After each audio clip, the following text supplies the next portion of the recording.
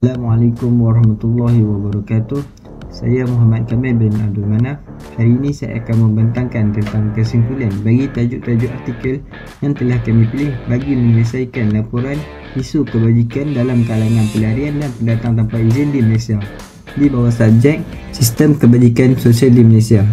Antara tajuk-tajuk yang telah kami pilih kebanyakannya tertumpu kepada pendidikan kanak-kanak bagi pelarian ini. Sebelum saya bermula, bagi pengenalan, Malaysia merupakan salah satu negara yang tidak menandatangani Konvensyen Pelarian 1951. Hal ini menyebabkan pelarian-pelarian yang datang ke Malaysia tidak mendapat pengiktirafan dari kerajaan Malaysia. Oleh itu, mereka dinilai sebagai pendatang haram. Seterusnya, berdasarkan tajuk-tajuk yang telah kami pilih, tajuk artikel yang telah kami pilih, ketiadaan akses pendidikan bagi kanak-kanak Rohingya, pelarian Rohingya dan sebagainya adalah berpunca daripada mereka tidak mendapat pengiktirafan daripada kerajaan Malaysia itu sendiri. Seperti yang kita ketahui, Malaysia tidak menandatangani Konvensyen Pelarian 1951. Oleh itu, kanak-kanak pelarian ini tidak dapat akses pendidikan yang secukupnya oleh kerana mereka tidak diiktiraf. Selain itu, halangan komunikasi juga menjadi punca bagi mereka untuk tidak mendapat akses pendidikan di Malaysia kerana mereka tidak dapat menggunakan bahasa Melayu. Seperti yang kita tahu, bahasa Melayu merupakan bahasa utama dalam pembelajaran di Malaysia. Seterusnya, kos sara hidup bagi ibu bapa mereka juga menjadi punca bagi mereka tidak mendapat akses pendidikan di negara kita. Akhir sekali, sistem sekolah alternatif yang lemah. Seperti yang kita ketahui, sekolah alternatif ini seperti sekolah bagi pelarian-pelarian yang ditubuhkan oleh NGO-NGO. Sistem yang lemah menyebabkan sekolah itu sangat rapuh. Sistem yang sangat rapuh menyebabkan sekolah itu mudah ditutup. Akhir sekali, cadangan bagi mengatasi masalah tersebut ialah kerajaan perlu menetapkan dasar-dasar khas pendidikan bagi pelarian-pelarian yang ada di Malaysia. Seterusnya, kerjasama kerajaan dan NGO-NGO bagi menguatkan sistem sekolah alternatif. Akhir sekali, menggalakkan pendidikan dui bahasa dan latihan guru khas bagi mengajar kanak-kanak pelarian Rohingya. Sekian, terima kasih. Assalamualaikum, saya Nurnila Balkis akan menerangkan makna metod kajian dalam isu kebajikan pelarian dan pendatang asing di Malaysia. Terdapat 3 metod kajian. Yang pertama adalah kaedah kualitatif, iaitu pemahaman mendalam tentang pengalaman, perspektif dan makna yang diberikan oleh individu terhadap sesuatu isu. Yang kedua adalah kaedah kuantitatif, iaitu penyelidikan yang mengumpul dan menganalisis data berbentuk angka untuk mengukur tahap, kekerapan atau hubungan antara pemboleh ubah dalam sesuatu isu. Dan yang ketiga adalah analisis hybrid, gabungan kaedah kualitatif dan kuantitatif dalam satu kajian. Kaedah ini membolehkan penyelidik memperoleh data statistik yang luas serta pemahaman mendalam tentang pengalaman hidup golongan tersebut. 52 metod kajian, terdapat 46 kaedah kualitatif, 5 kaedah kuantitatif dan 1 analisis hybrid. Antara contoh kajian bagi kaedah kualitatif adalah digitalisasi di kalangan pelarian di Malaysia, di mana data dikumpulkan melalui temu bual mendalam untuk mendapatkan pandangan mengenai pelaksanaan dan keberkesanan proses digitalisasi dalam pengurusan pelarian. Yang kedua adalah kaedah kuantitatif.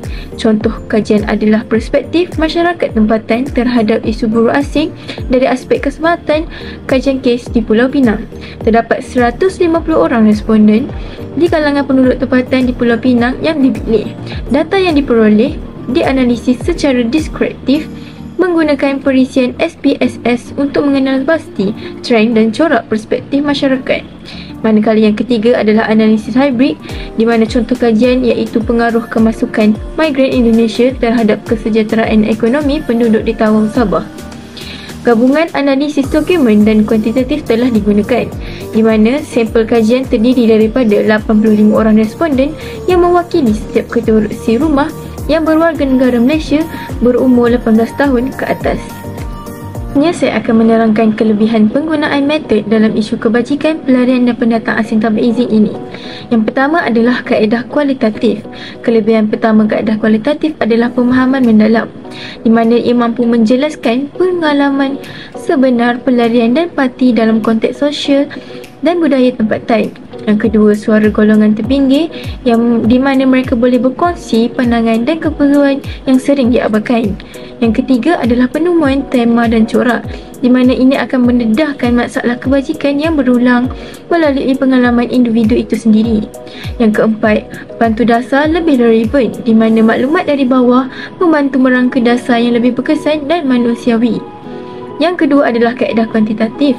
Kelebihan pertama adalah data berskala besar, di mana ia membolehkan kajian dijalankan melalui ramai responden untuk gambaran yang lebih luas.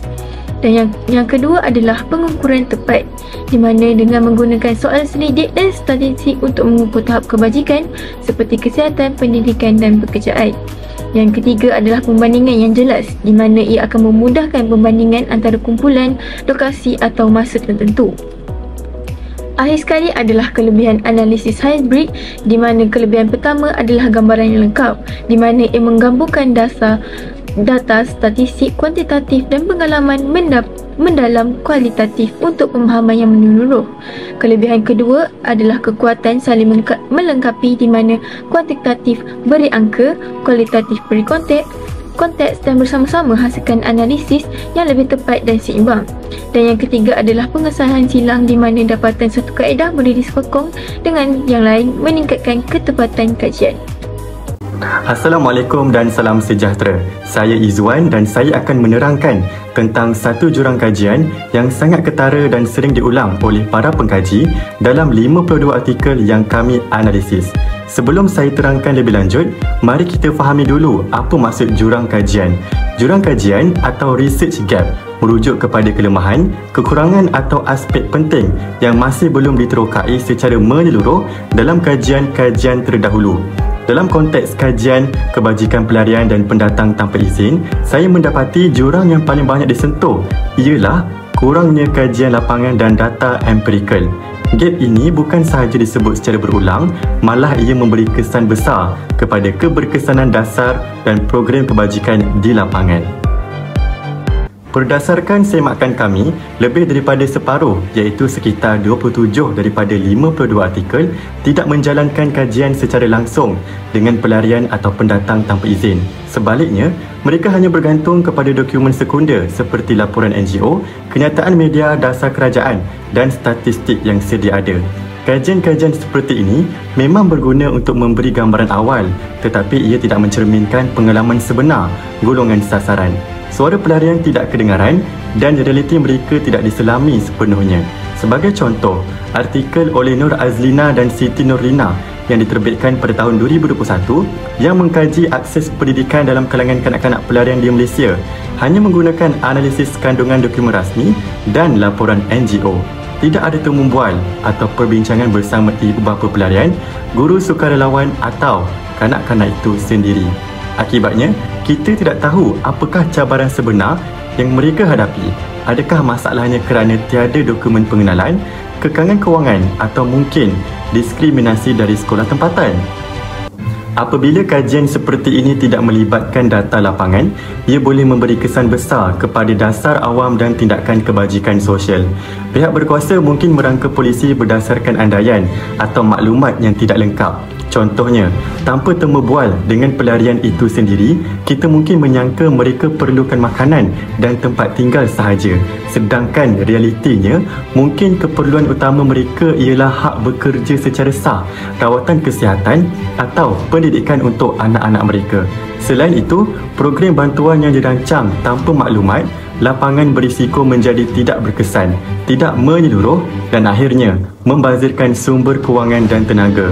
Bukan itu sahaja, jika suara pelarian terus diabaikan dalam penyelidikan, ini boleh menyumbang kepada diskriminasi berterusan kerana masyarakat umum dan pembuat dasar hanya melihat pelarian sebagai beban, bukan sebagai manusia yang ada suara dan pandangan.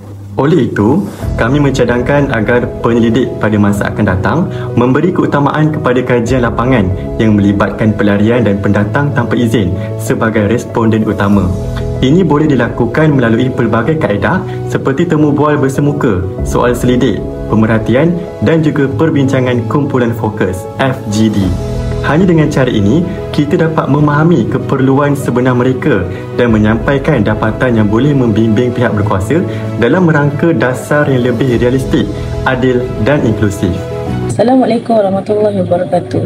Saya Balkis dan saya akan memberikan kesimpulan yang dapat kami simpulkan berdasarkan kajian yang telah kami jalankan. Jika dirumus secara menyeluruh, isu kebajikan pelarian dan pendatang asing tanpa izin di Malaysia, terutamanya dalam aspek pendidikan kanak-kanak, masih belum dapat diselesaikan secara berkesan. Antara halangan utama adalah ketiadaan dasar formal, diskriminasi, kekangan ekonomi yang membataskan akses mereka kepada pendidikan yang lebih berkualiti. Walaupun pelbagai kajian yang telah dijalankan, jurang utama yang dapat dikenal pasti adalah kekurangan data lapangan serta kurangnya pelibatan secara langsung daripada pihak pelarian sendiri. Akibatnya, pendapatan kajian kurang mencerminkan realiti sebenar kehidupan mereka. Pendekatan hybrid yang menggabungkan kaedah kualitatif dan kuantitatif amat disarankan kerana ia mampu memberikan gambaran secara menyeluruh dan seimbang. Oleh itu, pendidikan masa depan perlu memberi fokus kepada pelibatan secara langsung daripada komuniti pelarian dan pendatang asing tanpa izin agar dasar kebajikan yang dirangka benar-benar inklusif dan memenuhi keperluan sebenar mereka.